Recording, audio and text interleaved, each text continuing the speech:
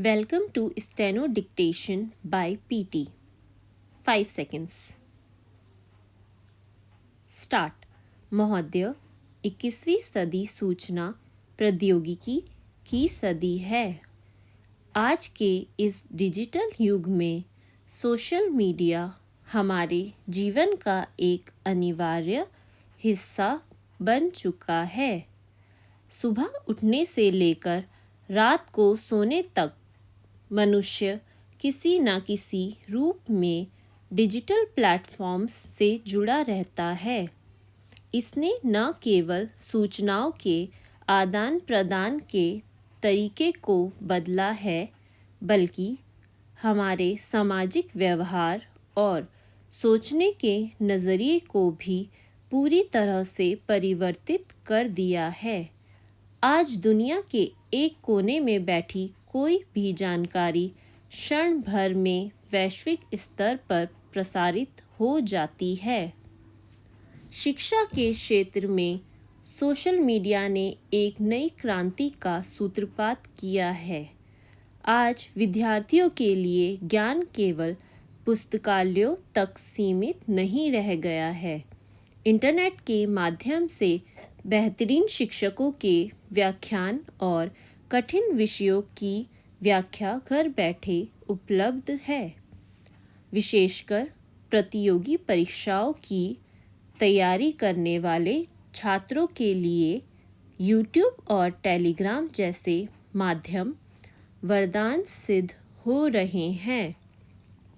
कम संसाधनों में भी छात्र अपनी प्रतिभा को निखार पा रहे हैं और देश के बड़े शहरों में चल रही शिक्षा का लाभ सुदूर गांव तक पहुंच रहा है।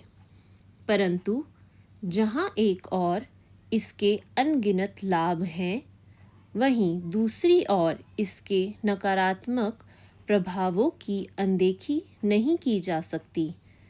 सोशल मीडिया की लत आज की युवा पीढ़ी के लिए एक गंभीर मानसिक चुनौती बनती जा रही है।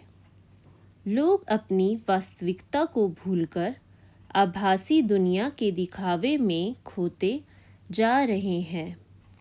लाइक्स और कमेंट्स की संख्या अब आत्मविश्वास का पैमाना बन गई है, जो मानसिक तनाव और अवसाद का एक प्रमुख कारण है।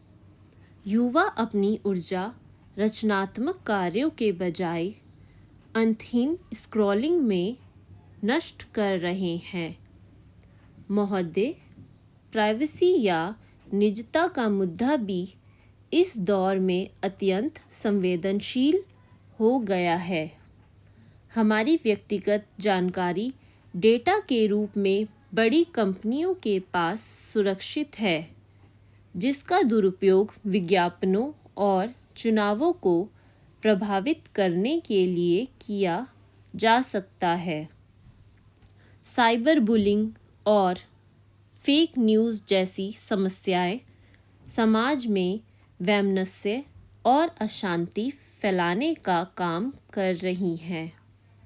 किसी भी अपुष्ट जानकारी को बिना सोचे समझे साझा करना आज एक आम बात हो गई है, जिसके परिणाम स्वरूप कई बार कानून व्यवस्था की स्थिति भी बिगड़ जाती है। हमें यह समझना होगा कि तकनीक स्वयं में बुरी नहीं होती, बल्कि उसका उपयोग करने का तरीका उसे अच्छा या बुरा बनाता है। सरकार को चाहिए कि वह डिजिटल साक्षरता की दिशा में बड़े कदम उठाए और सोशल मीडिया प्लेटफॉर्म्स के लिए ठोस नियमावली तैयार करे। डेटा सुरक्षा के कानूनों को और अधिक सख्त बनाने की आवश्यकता है, ताकि नागरिकों की निजता सुरक्षित रहे।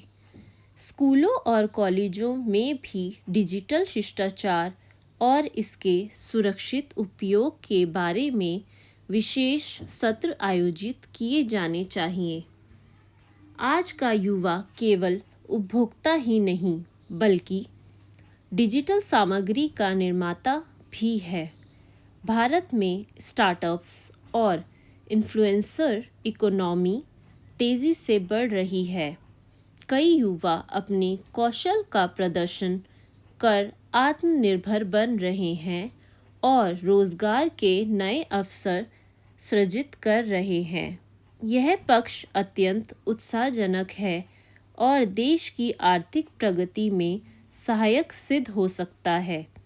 यदि हम तकनीक का विवेकपूर्ण उपयोग करें तो यह हमें आत्मनिर्भर भारत के लक्ष्य तक पहुंचाने में एक सशक्त माध्यम बन सकती है। समावेशी विकास के लिए यह भी आवश्यक है कि डिजिटल सुविधाओं का लाभ समाज के हर वर्ग तक पहुंचे। ग्रामीण क्षेत्रों में डिजिटल बुनियादी ढांचे को मजबूत करना होगा ताकि वहां के किसान और छोटे व्यापारी भी वैश्विक बाजार से जुड़ सकें। इंटरनेट बैंकिंग और डिजिटल भुगतान ने भ्रष्टाचार पर अंकुश लगाने और पारदर्शिता बढ़ाने में महत्वपूर्ण भूमिका निभाई है। यह शासन प्रशासन में जवाबदेही तय करने का एक बेहतरीन औजार सिद्ध हुआ है।